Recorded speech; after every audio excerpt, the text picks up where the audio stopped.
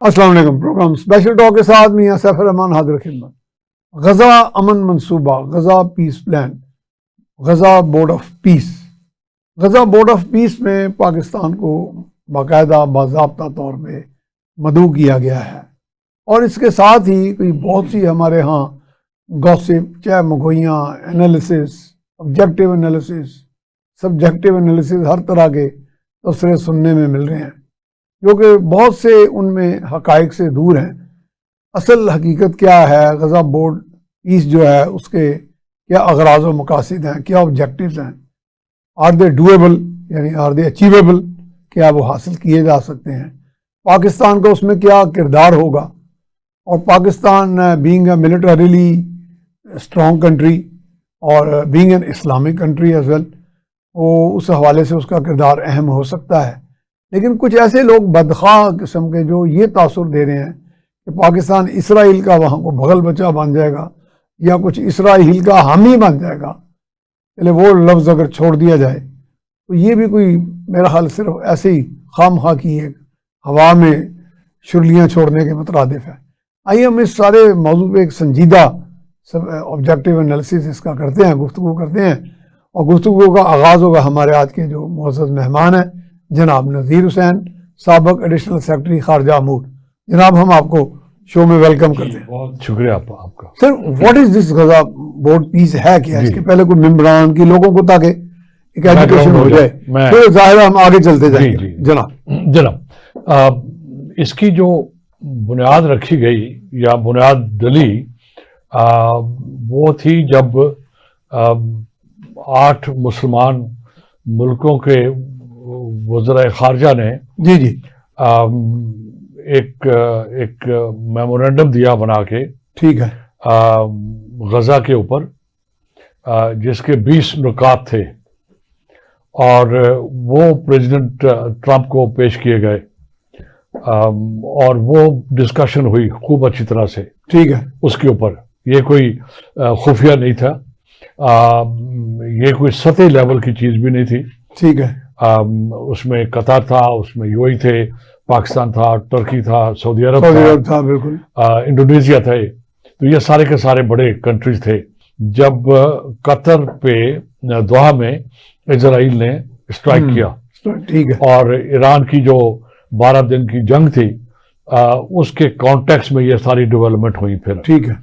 और वो जो 20 पॉइंट एजेंडा था, फ्रेमवर्क जो बना, उस फ्रेमवर्क को फिर यूनाइटेड नेशंस में लाया गया। दुरुस्त। तो यूनाइटेड नेशन ने इसको इंडोर्स किया। अच्छा, इंडोर्स किया, ठीक ठीक। उसके अंदर जिक्र था, यानी कि आप एज फॉरेन सेक्रेटरी ये कहना चाह रहे हैं कि वो एक फॉर्मल उसकी रिकॉग्निशन होगी। जी बिल्कुल है, ये बड़ी पावरफुल बात कर रहे हैं आप। इसलिए चाह रहे हैं कि ताकि बैकग्राउंड, क्योंकि ये लोग अगर जो चीज जानते होंगे फिर शायद चह मंगोइयां कम हो जाएंगी। अच्छा, तो ये उसका बैकग्राउंड है, ठीक है, जो सिक्योरिटी काउंसिल में गया।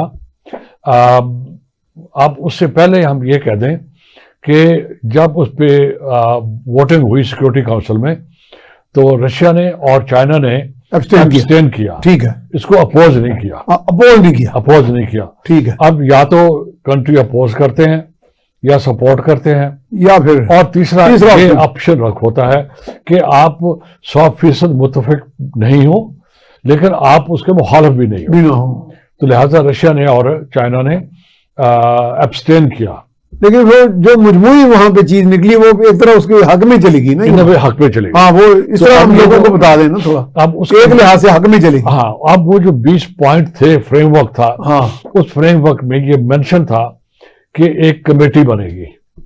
ठीक है, एक कमेटी बनेगी। अब आपने क्रोनोलॉजी पूरी बयान करी, अब मैं भी क्लियर होता जा रहा हूँ। अब कमेटी बनेगी, ठीक है। जब वो कमेटी बनेगी तो उसमें लफ्ज बोर्ड का इस्तेमाल हुआ था। अच्छा। लेकिन वो इस तरह नहीं हुआ था कि चूंकि इस किस्म के जो फ्रेमवर्क होते हैं उनकी लैंग्वेज थोड़ी सी लूज नहीं कहना चाहिए उसको, लेकिन इतनी फॉर्मल नहीं होती। अच्छा, लैंग्वेज इवॉल्व नहीं होती रहती है, चूंकि आप खुद ही जैसे चीजें इवॉल्व होती हैं, जैसे फ्रेमवर्क के ऊपर डिस्कशन होगी। फ्रेमवर्क जो होता है ना सर, वो ले करता है बेसिक ब्रॉडर आउटलाइंस, वो बेसिक कंडीशंस ले करता है, ठीक है। वो निटी ग्रिटी में नहीं जाता। ठीक है, क्योंकि बाद में जो डिस्कशंस होनी होती हैं या कंट्रीज ने पोजीशंस लेनी होती हैं या ग्राउंड पे जो हालात होते हैं और जो मकासद उससे हासिल होने होते हैं ना, वो फिर डिटेल में डिस्कशन होती है उसके ऊपर। लिहाजा जो फ्रेमवर्क, ये फ्रेमवर्क था, जो फ्रेमवर्क था 20 पॉइंट फ्रेमवर्क था। ठीक है, उस रेजोल्यूशन का नंबर था 2803। अच्छा, United Nations UN security council की रेजोल्यूशन 2803 आम उर्दू में 2803। ठीक है, अच्छा 2803। ठीक है, अब वो अप्रूव हुआ, जिससे पहले हमने अर्ज किया कि रशिया और ये बात बढ़िया है, लेकिन वो यूनाइटेड नेशन के अंदर से होकर गया। तो इसका मतलब आप उस तरह से जा रहे हैं कि जो लोगों, अब बोर्ड ऑफ पीस है वो उसको इसकी, अब वो उसने इसमें से जन्म लिया है, उसने यूनाइटेड नेशन की इस काउंसिल रेजोल्यूशन से जन्म लिया, उस उर्दू में क्या करारदाद। ठीक है, 2803। ठीक है, उस करारदाद के अंदर से बोर्ड इसने जन्म लिया उसके अंदर। ठीक है, तो लिहाजा अगर वो लफ्ज था भी या किसी और शेप में था या कमेटी थी, बात वही है, लेकिन ये बॉडी वही है, ये बॉडी वही है। हाँ, ये आप देखें ना, बात बड़ी क्लैरिटी के साथ सामने। अब क्या हुआ, उसमें ये मैंडेट मेंशन थी कि ये क्या करेगा बोर्ड, ठीक है, या कमेटी क्या करेगी, और उसमें जो मैंडेट थी वो भी एक ब्रॉड लैंग्वेज में होती है। ठीक है, अब उसको फर्दर उसकी नोक भलक ठीक की जाती है, हालात जमीन क्या है, हालात क्या है, ठीक है, किस तरह इसको इम्प्लीमेंट होना है, ठीक है, उसकी रोशनी में वो जो मैंडेट होती है ओवरऑल, उसकी रोशनी में फिर डेवलप होता है ये। ठीक है, ठीक है। अब चूंकि यूएन सिक्योरिटी काउंसिल से ये मैंडेट आ गई 2803 की शक्ल में, उसको बुनियाद बना के फिर इसको शक्ल दी गई कि एक बोर्ड ऑफ पीस होगा। अब ये बोर्ड ऑफ पीस है, अब इसको आप इसके साथ गजा लगा लें लफ्ज, क्योंकि वो जो 2803 था वो गजा फोकस था, गजा स्पेसिफिक, गजा फोकस था वो। ठीक है, गजा सेंटर्ड था, गजा सेंटर्ड। अब जो थोड़ी सी कंफ्यूजन पैदा हुई है वो ये हुई कि अगर ये कहलाता गजा बोर्ड ऑफ पीस, हाँ, फिर और स्पेसिफिक हो जाता। अब अमेरिकन प्रेसिडेंट ने क्या किया, या अमेरिकन स्टेट डिपार्टमेंट ने क्या किया, या अमेरिका ने क्या किया, अमेरिका कि उन्होंने गजा का लफ्ज इस्तेमाल नहीं किया, बोर्ड ऑफ पीस बना लिया, कॉन्स्टिट्यूट हो गया ये। अब उसकी एक मैंडेट भी कोई ज्यादा लंबी चौड़ी नहीं है, वो भी डिफाइन कर वो बेस उसी के ऊपर है, वो जो 20 पॉइंट फ्रेमवर्क था, ठीक है, उसके ऊपर है। अब थोड़ा सा ये उसको एक्सपैंड हो गया।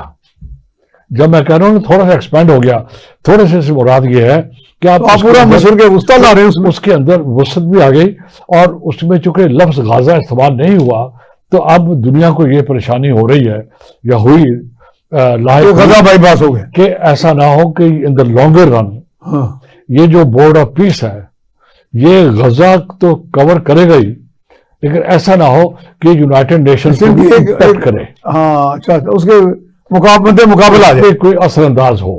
अच्छा, ये तो आप मुझे एनालिसिस देना कि इस कैसे हो सकता है, ये नजरअंदाज, ये अब आपसे पूछना। अब हम इसको डिस्कशन एनालाइज करते हैं कि क्या पॉसिबिलिटी है और क्या पॉसिबिलिटी नहीं है। ठीक है, ठीक, किस तरह हो सकता है, किस तरह नहीं हो सकता। अब इसकी जो जिस तरह जो मेंबरशिप है, कोई 50 के करीब लोगों को, कंट्रीज को इसकी मेंबरशिप ऑफर की गई, उनको इनवाइट किया गया इस बोर्ड ऑफ पीस की, बोर्ड ऑफ पीस के लिए। ठीक है, इस वक्त तक इंडिया, इस वक्त तक 25 से 30 के करीब, चूंकि इंफॉर्मेशन थोड़ी सी अभी कंक्रीट नहीं सामने नहीं आई है, तो 25 से 30 कंट्रीज ने हाँ कर दी है।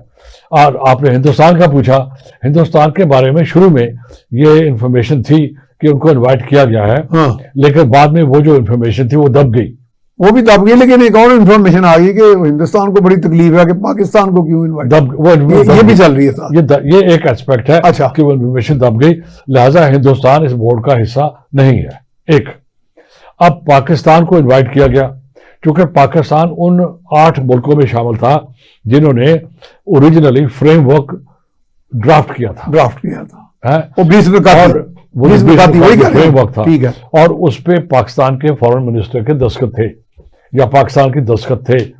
तो अब ये 8 जो मुसलमान मुल्क है ये उसका हिस्सा है, बाकी लोग भी शामिल हुए हैं उसके अंदर, और इसमें जो लोग शामिल नहीं हुए वो अहम चीज है। साउथ अफ्रीका शामिल नहीं है, स्पेन शामिल नहीं है, शायद इटली शामिल नहीं है, और मेरे ख्याल में फ्रांस भी शामिल नहीं है। हाँ, रशिया तो पहले एग्री नहीं किया था, चाइना भी नहीं किया। अब ये जो चंद एक ऐसा बड़े मुल्क हैं, ये चूंकि उसका हिस्सा नहीं है, तो अब लोगों को तशवीश होने लगी है, कमेंटेटर्स को भी, स्कॉलर्स को भी, और जो एनालिस्ट हैं उनको ये आगे जाएगा कैसे? ऐसा ना हो कि जो पावर्स प्रेसिडेंट ट्रंप ने अपने पास रखी हैं इस बोर्ड ऑफ पीस के अंदर, उन्होंने कहा कि प्रेसिडेंट ट्रंप के पास वीटो पावर होगी बोर्ड ऑफ पीस में। बोर्ड ऑफ पीस में, अच्छा, उसकी वर्किंग में, उसकी ये बात ये कान खड़े करने वाली बात है। सही है। अच्छा, ये आपने बड़ा नुक्ता रेज किया। अच्छा, फिर ठीक है। इसके मेंबर्स कौन होंगे? कंट्री तो है, लेकिन इसकी एक एग्जीक्यूटिव कमेटी होगी, ठीक है, बोर्ड की। मैं वही आपसे पूछ रहा था, इसमें ये तो नहीं कुछ ऑब्जर्वर स्टेटस की कंट्रीज होंगी? एग्जीक्यूटिव कमेटी होगी, ये बोर्ड है, ठीक है, इसके ऊपर एग्जीक्यूटिव कमेटी है, ठीक है। उसका मेंबर है अब अमेरिका का सेक्रेटरी ऑफ स्टेट, ठीक, मार्को रूबियो, वो मेंबर है। विटकॉफ, अमेरिका का वजीर खारजा अमेरिका के। विटकॉफ वो एडवाइजर हैं प्रेसिडेंट ट्रंप के, इसी फील्ड में। वो यूक्रेन में भी एडवाइजरी ड्यूटी दे रहे हैं। अब उनको यहाँ भी इन्वॉल्व किया है, ठीक है। उसमें टोनी ब्लेयर जो पुराने प्राइम मिनिस्टर हैं वज़ीर आज़म बरतानिया के, वो भी शामिल हैं, और उसमें प्रेसिडेंट ट्रंप के सन इन लॉ भी शामिल है। अच्छा। अब ये 5 लोगों की एक ग्रुप एग्जीक्यूटिव कमेटी है। इसका जो लीडर है या लीड पर्सन है या चेयरमैन है, वो है प्रेसिडेंट ट्रंप खुद, और उनके पास पावर्स हैं, उसके अंदर लिखी गई हैं कि वो किसी को भी हाँ या ना कर सकता है। वो माना वीटो पावर्स है उसके पास। The only person who can do it वो ट्रंप है, अगर वो चाहे तो कर सकते हैं वो, ठीक है। अब इसके मनफी पहलू भी है और इसका मस्बत पहलू भी है। अच्छा, मस्बत क्या पहले? अच्छा, मस्बत पहलू उसका यह है कि अगर प्रेसिडेंट ट्रंप चाहे, या ये बोर्ड चाहे, या उसके जो 30-35 मेंबर फाइनली बनेंगे वो चाहें, और ये वहां डिसाइड हो कि गजा की रिकंस्ट्रक्शन, गजा की पीस बिल्डिंग, गजा की अपना फ्यूचर किधर लेके जाना है, जब अगर ये डिसीजन चाहते लोगों के पास होगा तो ये डिसीजन लेना आसान होगा। हाँ, ठीक है। डिसीजन मेकिंग में बहुत ज्यादा फैलाव होगा तो आसानी होगी, ठीक है। और अगर इसको बढ़ा दिया जाए और हर एक के पास ये पावर्स हों कि वो हाँ या ना कर सके, तो फिर तो वही यूनाइटेड नेशन वाली बात हो जाएगी। यूनाइटेड नेशन में पैलेस्टीनियन क्वेश्चन पिछले 70 साल से है, ठीक है, रादर 78 साल से है, लेकिन वहां भी डिसीजन मेकिंग बॉडी तो महदूद ही है। हम आते हैं उधर। अच्छा, हम आते हैं उधर कि वहां ये हल क्यों नहीं हुआ, हाँ, और यहाँ ये हल क्यों होगा, यहाँ हल नहीं होगा, ठीक है। असल चीज तो ये डिस्कशन की है कि इसके ऊपर होगा। अब चूंकि फैसला साजी का इख्तियार छोटे से ग्रुप को है और उसके मेंबर भी ज्यादा नहीं है, और वो बाय इन्विटेशन है, और उसकी मुद्दत जो है वो 3 साल है सिर्फ। 2027 के बाद जो मैंडेट दिया है यूनाइटेड नेशंस ने वो एक्सपायर हो जाएगा। अब लिहाजा यूनाइटेड नेशंस अगर दोबारा एक्सटेंड नहीं करता या कोई और डेवलपमेंट होती है तो ये बोर्ड खुद डिसॉल्व हो जाएगा, ये वुड स्टैंड डिसॉल्व उसके बाद, ठीक है। इसलिए अब उन्होंने कहा कि 3 साल के बाद अगर ये बोर्ड है, आप कोई मेंबर रहना चाहेगा तो $1 बिलियन वो देगा।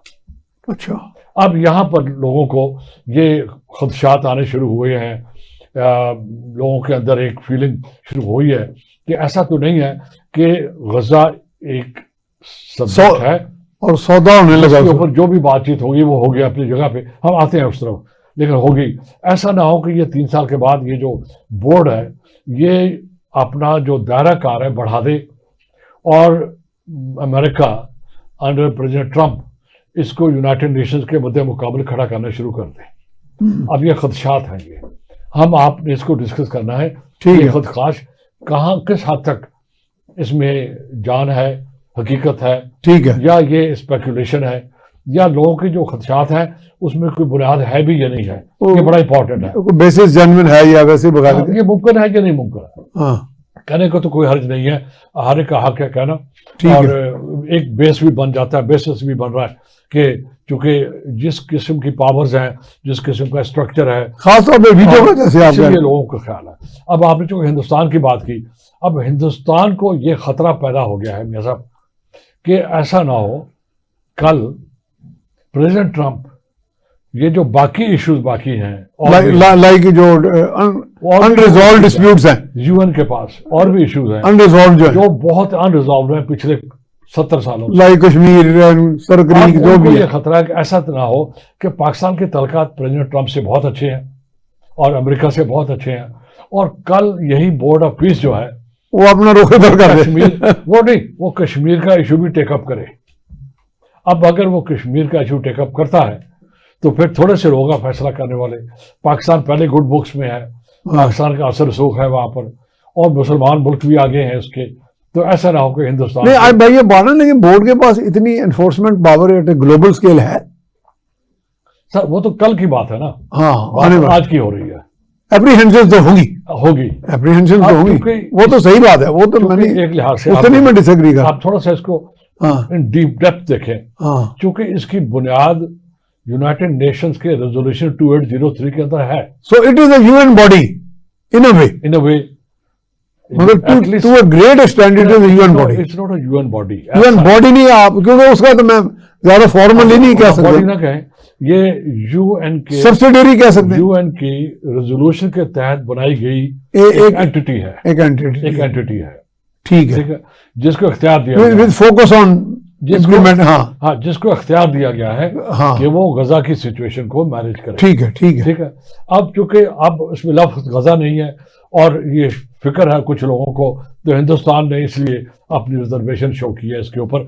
मुझे कल जो भी कुछ होगा देखा जाएगा, और लेकिन उसके अंदर इसमें ज्यादा बुराई भी नहीं है। वजह जो हमने पहले जिक्र किया कि अगर बहुत बड़ा है और उसकी जो डिसीजन मेकिंग बहुत ही जैसे कहते हैं कि लूज है, तो फिर उसका नतीजा कुछ नहीं निकलेगा। अच्छा नजीर साहब याद रखिएगा कि अगर उसका लूज है डिसीजन मेकिंग ढांचा, इसी पे हम बात करेंगे। We are going for a break. ये हम जा रहे हैं जी ब्रेक की तरफ। ब्रेक के बाद दोबारा हाजिर खिदमत हो जी। Welcome back. हमारे साथ मौजूद हैं जनाब नज़ीर हुसैन, आप साबिक एडिशनल सेक्रेटरी खारजा अमूर हैं। नज़ीर साहब आप बात कर रहे थे कि ये जो बोर्ड ऑफ पीस है जो बुनियादी तौर पर गजा का एक अमन मनसूबे की इम्प्लीमेंटेशन के लिए, इसका जो डिसीजन मेकिंग स्ट्रक्चर है वो इस तरह बनाया गया कि वो लूज ना हो डिसीजन मेकिंग जी, डिसीजन मेकिंग जरा ताकि डिसीजन एक अच्छे अंदाज में कंसंट्रेटेड डिसीजन मेकिंग में बहुत ज्यादा एंटिटीज शामिल ना हो। जी जो जिस पर्पस के लिए वो बनाया गया है वो फोकस ना हो जाए, सारा स्पेसिफिक है, ठीक है, और वो अपना जो उसको मैंडेट दिया गया है वो मैंडेट सॉलिड हो, ठीक है, और उस मैंडेट के तहत वो फैसला कर सके, ठीक है, और जो रिजल्ट्स एक्सपेक्टेड है वो हो सके। ठीक है। रिजल्ट क्या है जी अर्ज करता हूं मैं। एक पहली बात तो यह है कि गजा इस वक्त अंडर सीज है, जैसे कहें, वहां खुराक नहीं पहुंच रही, वहां अद्वियात नहीं पहुंच रही, वहां से लोग आसानी से बाहर अंदर नहीं आ पा रहे, ताकि वहां से कम्युनिकेशन डेवलप हो, और जो गजा के लोग हैं उनको जो उनकी जिंदगी की जरूरियात है वो मुहैया होना शुरू हो। ठीक है, एक नंबर 1। नंबर 2, इजराइल की इंटरवेंशन गजा के अंदर बंद हो।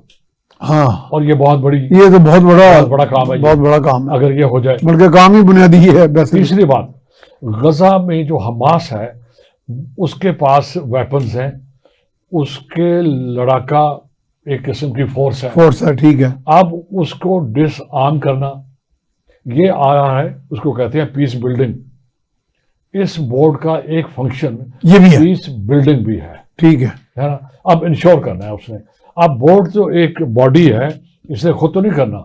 अब वक्त आना है, जो क्रूशल वक्त है वो ये होगा कि वो उसको डिसआर्म करने के लिए, वहाँ पर कानून नाफिज करने के लिए, वहाँ पर अमन कायम करने के लिए, वहाँ का रोजमर्रा का निज़ाम चलाने के लिए कहाँ से फोर्स कहाँ से आएगी।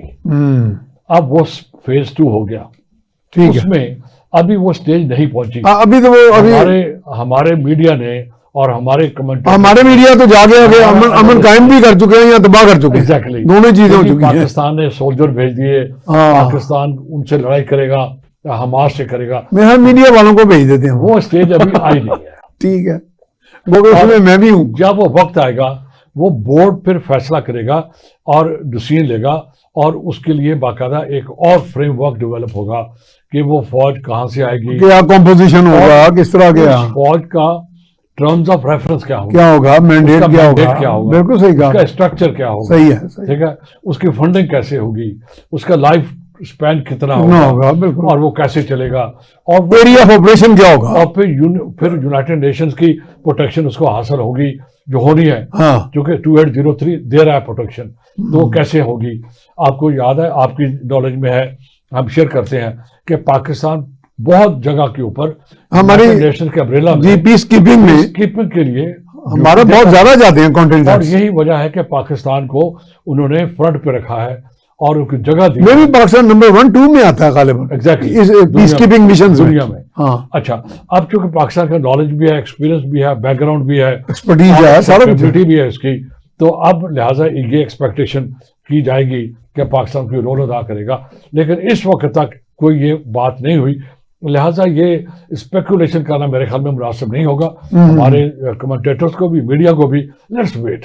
मेरा ख्याल है Pakistan jumping over the conclusion, वो गलत है। पाकिस्तान गवर्नमेंट जो इस वक्त पावर में है, ये और मिलिट्री जो भी फैसला करेंगे अपने मुल्क के इंटरेस्ट में करेंगे, नंबर 1। अच्छा, आई बैक योर पार्डन, इसमें मुझे मुदाखलत करने दें। Pakistan government of the day और मिलिट्री, ये दुनिया में तमाम बड़े ममालिक, जमहूरी ममालिक में ऐसा होता ही है, ऐसा ही होता है। तो यहाँ जो लोग कहते हैं जी मिलिट्री तो कुछ भी नहीं कर दी, साड़ी सिर्फ कर दी, ये तो मेरा, ये बात को थोड़ी एड्रेस करें। आज प्रेसिडेंट ट्रंप ने अगर वेनेजुएला में फौज भेजी तो क्या वो फौज की मर्जी के बगैर तौर पे भेज दी, नहीं, या उनकी डिस्कशन नहीं, मैं तो अग्री कर रहा हूँ, मैं कहना लोगों को समझाएं जरा आप, या उसकी फिजिबिलिटी स्टडी नहीं हुई होगी, डेफिनेट, या उसकी प्रिपरेशंस नहीं हुई, उसके कॉन्टिजेंसी प्लान्स बने होंगे, सारा कुछ हुआ, सही, इन्होंने परमिशन दी, क्योंकि लीड हमेशा गवर्नमेंट करती है, ठीक है, वो तो सही है, ठीक है। पाकिस्तान का भी यही होगा, ठीक है, वक्त आएगा जब वो सारा फ्रेमवर्क तैयार हो जाएगा, और उसके बाद फिर जिन मुल्कों को जाना होगा, बाज़ दफा ऑफ द रिकॉर्ड पहले से ये चीजें तय हो चुकी होती हैं, उससे पहले कि अनाउंस हो। इसी तरह जो मेंबरशिप थी मियां साहब, वो पहले तय हो चुकी थी कि ये कंट्री आएंगी। अच्छा, वो 8 कंट्रीज के मेंबर्स हैं, वो 8 कंट्री वो तो मेंबर्स हैं, बिल्कुल है, वो तो एक्स ऑफिशियो हो गए ना, और उन 8 कंट्री नहीं सर, उन्होंने बाकायदा मेंबरशिप है। अच्छा, और एक्स ऑफिशियो, अच्छा, इसका बाकायदा एक प्लान बन के फिर मेंबरशिप की गई है। अच्छा, इसका प्रोसीजर सेपरेट है, रूल सेपरेट है, ठीक है ना इसकी। अच्छा, अब वो 8 मेंबर्स ने एक कॉमन पोजीशन भी ले ली है, बाय द वे। अच्छा, वो थोड़ा सा ये पॉइंट, वो पोजीशन वही है जो 20 नुकात के अंदर थी, ठीक है, कि यहाँ पर पीस होना चाहिए, ठीक है, यहाँ पर बाहर के एक्सेसिबिलिटी हो, ताकि उनको फूड एड जाए, उनको मेडिसिन जाए, ठीक वो है, कम्युनिकेशन, रोजमर्रा जिंदगी बसर करने के काबिल हो, उनकी रोजमर्रा जिंदगी वापस आए। एक नंबर 2, वहां पर जो एक कॉन्फ्लिक्ट चल रहा है उसको भी एक रास्ता दिया जाए। अच्छा, एक सवाल इसके अंदर ही एंटर कर लेंगे, हमास के बारे में कॉमन क्या सोच पाई जा रही है, इंडिविजुअल के, इसी के अंदर ऐड कर लेते। हाँ जी, अब वो जो 20 पॉइंट है, आप हमें और हम सबको जब भी हम बात करें बोर्ड ऑफ पीस की और जो फ्यूचर डेवलपमेंट होगी, वो 20 पॉइंट्स जो है फ्रेमवर्क के, उसको आप जहन में रखें, ठीक है, कि उसका ऑब्जेक्टिव उन 20 पॉइंट के अंदर है, और उन 20 पॉइंट को इंप्लीमेंट करने के लिए बोर्ड बना है, ठीक है, उसी को इंप्लीमेंट करने के लिए यूएन के पास गए हैं, उसी को इंप्लीमेंट करने के लिए सिक्योरिटी काउंसिल ने एक इसको सपोर्ट दिया है, और इसको, ठीक है, इसको लीगैलिटी दी है, मैंने लीगल, और इसका ढांचा वजूद में आया, ठीक है, अब ये ध्यान में रखा जाए, ठीक है, हम एनालिसिस कर रहे हैं मस्बत एंगल से, नेगेटिव एंगल से नहीं कर रहे हैं। अच्छा, अब इसका जो वक्त आएगा, आपने हमास का पूछा, अब हमास मैं अर्ज करता हूं उस वक्त तक एग्री नहीं करेगा डिसआर्म होने के लिए जब तक हमास को ये गारंटी ना दी जाएगी कि आप इसराइल की तरफ से एग्रेशन नहीं होगी, इंटरवेंशन नहीं करेगा, और वो किस तरह मुमकिन होगा, और ये एक लेजिटिमेट एक्सपेक्टेशन होगी और कंसर्न, और ये लेजिटिमेट कंसर्न होगा, ठीक है, और ये लेजिटिमेट डिमांड होगी उनकी, ठीक है, मुझे यकीन है कि ये जो कंट्री होंगे 35-40 जो भी फाइनल फिगर बनेगी, ये सारे के सारे इस बात पे एग्री होंगे कि इजराइल की इन्वॉल्वमेंट गजा के अंदर, वेस्ट बैंक के अंदर इन द लॉन्गर टर्म खत्म होनी चाहिए और एक फलस्तीनी स्टेट खड़ी होनी चाहिए। हाँ, ये बात 1967 के बॉर्डर्स के एग्रीमेंट के तहत। ये अल्टीमेट ऑब्जेक्टिव है उन 20 पॉइंट का भी और इसका भी। अच्छा, I want to learn from you कि 67 में तो जोलान हाइट्स और ये सब कब्जे हो गए थे ना, तो प्री 67 आप कह रहे हैं? इसीलिए प्री 67 आप कह रहे हैं? सर पूरी दुनिया 67, इसीलिए पूरी दुनिया बार बार 1967 की जो प्री हदूद है, प्री 67 1967 में जो सिचुएशन थी वहां नहीं सर, वो एक रेजोल्यूशन है यूएन का, ठीक है, उसके अंदर वो मेंशन हो चुका है। अच्छा, ठीक है ना, अब उसमें क्लैरिटी आ चुकी है, अब आ चुकी है, कोई इशू नहीं है, कोई एम्बिगुइटी नहीं है। ठीक है, बाकायदा लाइन ड्रॉ हो चुकी है। वो मैं क्लैरिटी चाह रहा था कि मैं प्री 67 और 67 में अगर उसके बाद इसराइल ने गजा में या वेस्ट बैंक में या गोलान हाइट्स में कोई अपनी सेटलमेंट्स की हैं, वो सारी illegal, they will have to be reversed, dismantled, they will have to be rolled back। अब ये तो नहीं हम कहेंगे कि वो घर तोड़ दिए जाएं, रिवर्स में अच्छा लफ्ज है, that would not be in the use of, that would not be legitimate right इनका नहीं होगा उसके ऊपर। ठीक है, इस वक्त भी जो राइट है इलिजिटिमेट है, वो ठीक है, गैर कानूनी है। हाँ जी, यूनाइटेड नेशन के तहत वी मूव फॉरवर्ड। ठीक है, अब अगर इजराइल की इंटरवेंशन बंद हो जाए, वहां पर जो सो कॉल्ड वायलेंस बंद हो जाए, गजा के लोगों को आम जिंदगी वापस आ जाए, रिकंस्ट्रक्शन शुरू हो जाए, स्कूल बन जाए, हॉस्पिटल बन जाए, सड़कें बन जाएं, फ्यूचर के लिहाज से वहाँ कॉलेज यूनिवर्सिटियाँ जो भी बननी है वो बन जाएं, तो यही अल्टीमेट ऑब्जेक्टिव है।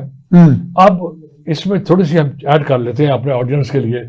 कुछ लोगों को ये ख्याल है कि ऐसा ना हो कि प्रेसिडेंट ट्रंप चूंकि एक रियल एस्टेट डेवलपर हैं और वो अपने लिए एक स्टेज के ऊपर वो बड़ी तारीफ करते रहे कि जो गजा का सी साइड है, जो साहिल समंदर के जो सी का फ्रंट है वो गजा, कई दफा इसकी जिक्र किया कि वो तो बहुत अच्छा, तो आपका मतलब वो फैसिनेट ऐसे नहीं है, कोई वजह फैसिलिटी बन सकती है। अच्छा, अब अगर उन्होंने मेंशन किया तो वो चूंकि रियल एस्टेट डेवलपर हैं, आज से नहीं है 50 साल से हैं, तो उनका बैकग्राउंड है, ये नॉर्मल है। अब अगर यूनाइटेड नेशंस अलाउ नहीं करती, यूएन सिक्योरिटी काउंसिल अलाउ नहीं करता, मेरा ख्याल में हमें ये ज़हन नशीद कर लेना चाहिए कि प्रेसिडेंट ट्रंप के लिए मुमकिन नहीं होगा कि to go for his ambitions, by force अपनी एम्बिशंस को कि वो कर लें जो वो शायद करना चाह रहे हों। ऐसा नहीं हो सकता, जो कि इजराइल ने भी जो गजा में किया, वेस्ट बैंक में किया, गोलान हाइट्स में, वो तो अपनी गुडविल लूज कर दिया, आज तक यूनाइटेड नेशन एक्सेप्ट नहीं किया, ग्लोबल लेवल के ऊपर कम्युनिटी एक्सेप्ट नहीं किया। और आजकल तो अमेरिका के अंदर, यूरोप के अंदर, अफ्रीका के अंदर बहुत ज्यादा रिजेंटमेंट है, पैलेस्टीनियन स्टेट के लिए बहुत हाई लेवल की सपोर्ट है। तो ये आज नहीं कल नहीं परसों, ये सब डाउन द लाइन इजराइल को चाहते हुए। अच्छा, मेन सोल्यूशन वैसे पैलेस्टीनियन स्टेट ही है सर, मैं अर्ज कर रहा हूँ। हाँ, इजराइल को ये कड़वा घोंट आज नहीं कल नहीं परसों डाउन द लाइन ये उनको करना होगा कि उसको फलस्तीन के इलाके खाली करने होंगे। ये चल नहीं सकता। फिर तो ड्यूरेबल पीस की आप ख्वाहिश कर सकते हैं, इसीलिए तो कर सकते हैं, हम पॉजिटिव हैं। हाँ। इसलिए मस्बत बात कर रहे हैं। हमारी जो एनालिसिस है वो फैक्ट्स के ऊपर बेस्ड है, हम स्पेकुलेशन नहीं कर रहे हैं। अच्छा, हमारे जो स्पेकुलेशन कर रहे हैं कि जी इसमें पता नहीं पाकिस्तान किसके आगे बिक गया है, प्रो अमेरिका का लैकी बन गया है, प्रो इसराइल हो गया है, मतलब इसको तो थोड़ा आपके इस कमेंट का मैं रिस्पॉन्ड आपने सुना तो होगा, ये बात मैं करता हूँ। हाँ। मैं जो आप बात कर रहे हो कंटिन्यू करके बाद में ये भी ले लें। लेकिन हम जो पहले बात कर रहे हैं कि उनको करना पड़ेगा, यूनाइटेड नेशंस पीछे नहीं हटेगा।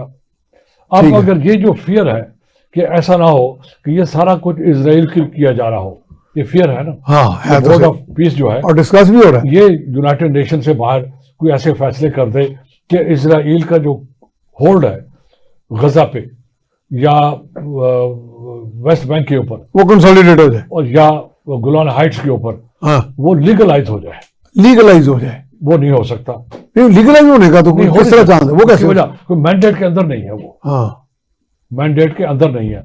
जब तक कि मैंडेट के अंदर नहीं है उस वक्त तक वो हो नहीं सकता। क्या रशिया मानेगा? क्या अच्छा, जो टेरिटोरियल मैप्स होते हैं वो यूनाइटेड नेशन में रजिस्टर्ड होते हैं, माइन्यूटली रजिस्टर्ड होते हैं सर, माइन्यूटली डिटेल्ड होते हैं। हाँ ऐसा नहीं होता। बिल्कुल। यूनाइटेड नेशन के पास जो जितने ममालिक हैं, नहीं सर, नॉट ओनली मुबारक है, उनके पास जो टेक्निकल नो हाउ होती है ना, हाँ जो उनकी जो प्रोफेशनल कॉम्पिटेंस होती है वो हाईएस्ट लेवल की होती है। इमेक्युलेट, तो उन्होंने 1967 का बॉर्डर जो है बाकायदा ले किया हुआ, डिमार्केशन हुई है, ठीक है ठीक है, जीपीएस के साथ लिंक हुआ है। हाँ ये नहीं हो सकता कि हम मैं कहूँ कि लाइन ये है और यूनिवर्सली एक्सेप्टेड है, यूनिवर्सल बिल्कुल टेक्निकली साइंटिफिकली वो स्टैब्लिश्ड है, लिहाजा उसके ऊपर नहीं होना चाहिए। अब सिर्फ है कि यूएन सिक्योरिटी काउंसिल ने उसको इम्प्लीमेंट कैसे करवाना है, ये एक चीज हो गया। हाँ अब आ जाते हैं बात कि पाकिस्तान की। एक बात मैं और अर्ज कर दूं आपकी इजाजत से। अब एक और डेवलपमेंट हुई है जो हम सबको नोट होना चाहिए। अमेरिका की वो पावर नहीं रही यूएन के अंदर जो पावर आज से पहले थी। आप क्लाउड की बात करें, वीटो पावर तो है ना, लीगल पावर तो है, वीटो पावर, उनका जो वेट है हाँ वो नहीं रहा। यानी इन्फ्लुएंस, जैसे आम जबान में जो इन्फ्लुएंस कहते हैं, इन्फ्लुएंस कह लेना, वो नहीं रहा। बेहतर तो यही है। बड़ी सिंपल सी बात है, हाँ, वजह उसकी, ताकि आम आदमी समझ आए ना। बड़ी सिंपल सी बात है सर, उनकी इकॉनमी कमजोर होती जा रही है। ठीक है, उनकी देखें 37 ट्रिलियन डॉलर का कर्जा है अमेरिका के ऊपर, सही है, और हर 3 साल में $1 ट्रिलियन ऐड हो रहा है। अब उसके मुकाबले में चाइना इमर्ज करता जा रहा है। अब जितना स्पेस अमेरिका लूज करेगा उतना स्पेस चाइना ऑक्यूपाई करेगा। अब चाइना उतना स्पेस नहीं सब ऑक्यूपाई करेगा, लेट मी क्लैरिफाई, जितनी उसकी ताकत बढ़ती जाएगी, और जो बढ़ रही है बढ़ती जाएगी, वो स्पेस खुद ही क्रिएट करता जाएगा। वो जो स्पेस ये लगा वो स्पेस यूनाइटेड स्टेट्स की स्क्वीज होती जाएगी, उतना लूज करेगा। अब ये एक दिन का काम नहीं है। आप बड़ा अच्छा आपने इक्वेशन दे दी। ये जुमे और जुमे का काम नहीं सर, ये down the line, it's a long drawn process, 15 साल। जी ये जो ग्रेजुअल डेवलपमेंट्स होती हैं, फलस्तीन का झगड़ा भी 1 साल में शुरू नहीं हुआ, नहीं, इसराइल का कब्जा भी 1 साल में नहीं हुआ, गजा की सिचुएशन भी 1 साल में नहीं बनी। ठीक है, अब इसका जो रेजोल्यूशन है वो भी हम सबको एज ए ग्लोबल कम्युनिटी को ये समझना होगा कि दिस विल टेक टाइम। सही है। अब अगर ये जो उसके अंदर वायलेंस है वो माइनस हो जाए, वो ख़त्म हो जाए या कम हो जाए, उस लेवल तक आ जाए कि जो फ़लस्तीनियों की लाइफ है वो सस्टेनेबल हो जाए, इट्स वेरी इंपॉर्टेंट कि वो अपनी लाइफ को सस्टेन कर सके। सही है। और ज़मीन भी लूज ना करें, अपनी जो अवाम उसको भी लूज ना करें। एक वतन जो उनका है जीने के लिए, होमलैंड, हाँ एज ए नेशन, वो दोबारा हासिल हो जाए, वो साबित हो जाए। ये अल्टीमेट ऑब्जेक्टिव होना चाहिए हमारा भी और सबका भी। ये जो 8 मुल्क है इनका भी यही ऑब्जेक्टिव था कि वायलेंस खत्म हो, वो जो सिक्योरिटी का वो जो फलस्तीनी स्टेट है उसकी बुनियाद रख दी जाए। अच्छा, फलस्तीनियों के हवाले से जो आम कुछ लोग बकवास करते हैं, मेरा ख्याल है कहीं भी बदनीति नहीं शायद पाई जाती कि नहीं, तसाहिल हो सकता है, लथारगी हो सकती है या बदनीति भी है। यानी चले अमेरिका इसराइल को निकालने में बाकी ममालिक कभी स्ट्रेट लाइन में नहीं जाती, हाँ ये जिगजैग होते हैं, डायरेक्शन है। होता है। अब डायरेक्शन मेरे ख्याल में बन चुका है। अमेरिका की पावर जैसे जैसे कमजोर होती जाएगी, इसराइल की पावर भी मियां साहब ना लेट्स नोट टुडे उतनी कमजोर होती जाएगी जितनी पावर अमेरिका की कमजोर होती जाएगी। ठीक है, जितना चाइना चढ़ता जाएगा, रशिया चढ़ता जाएगा, मुसलमान मुल्क स्ट्रांग होते जाएंगे। और अच्छा, Russia is also on the rise, absolutely.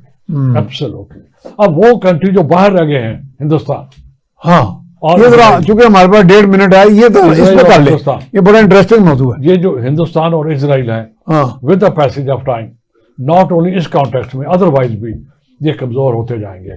अगर इसराइल कमजोर ना होता मियां साहब, तो ये जो जून में 12 दिन की जंग हुई है ईरान के साथ, जो कुछ नुकसान हुआ है उनका, और जो अब अगर जंग हुई तो इसराइल की तो सॉफ्ट अंडरबेली एक्सपोज हो गई है, जिसके लिए वो पर तोड़ रहे हैं बाय द वे। ठीक है, तो ईरान की कैपेसिटी, ईरान की कैपेबिलिटी स्ट्राइक बैक पहले से मैं समझता हूँ कई गुना बढ़ गई है। तो अब अगर ये सिचुएशन आ गई, वाइंड अप आप कर जी, अब अगर ये सिचुएशन आ गई है मियां साहब कि ईरान को भी ईरान की अपनी पावर एग्जिबिट हो रही है, हाँ, उसकी नुमाइश हो रही है, ठीक है, और इजराइल और अमेरिका तजब्जब में है कि हमला करें या ना करें, इसका क्या मतलब है कि वीकनेस आ चुकी है या हालात बदल रहे हैं। यानी अगर वीकनेस ना होते जो उसकी रवायती ताकत ही तो हमला हो चुका होता, ये नहीं होगा कि मैं चढ़ दौड़ूंगा। अब अगर मुसलमान भी इकट्ठे हो रहे हैं, यूएन भी इकट्ठा हो रहा है, दुनिया का प्रेशर भी बिल्ड हो रहा है और ईरान की अपनी पोजीशन भी बेहतर हो रही है, तो क्या चलेंगे मेरे में बोल दूं आखिर इजराइल और अमेरिका सेकंड थॉट्स में पड़े हैं, तो मेरे ख्याल में एक इनिशिएट हो रहा है प्रोसेस, एक प्रोसेस शुरू हो रहा है जो अल्टीमेटली रिजल्ट करेगा, इसमें जाएगा एक आज का नहीं तो कल नहीं परसों कभी ना कभी फलस्तीन की स्टेट बन जाएगी। लेकिन इस प्रोसेस में जो सबसे अच्छा काम होगा, मुसलमान स्टेट इकट्ठे हो जाएंगे। ठीक, चले, वंडरफुल जनाब नज़ीर हुसैन साहब, वंडरफुल, बड़ा टाइम दिया आपने, तो आपने सारा प्रोग्राम सुना जी। तो इसमें यही है कि सूनर और लेटर, जल्द या बदेर, इंशाअल्लाह ताला ऐसे मामला बन रहे हैं, ऐसी सिचुएशन डेवलप हो रही है, एक तो मुसलमान ममालिक भी इकट्ठे हो जाएंगे और एक आज़ाद फ़लस्तीनी रियासत का ख्वाब शर्मिंदा ताबीर हो सकेगा। इसके साथ ही मियां सैफुर रहमान को इजाज़त दीजिए। अल्लाह निगहबान।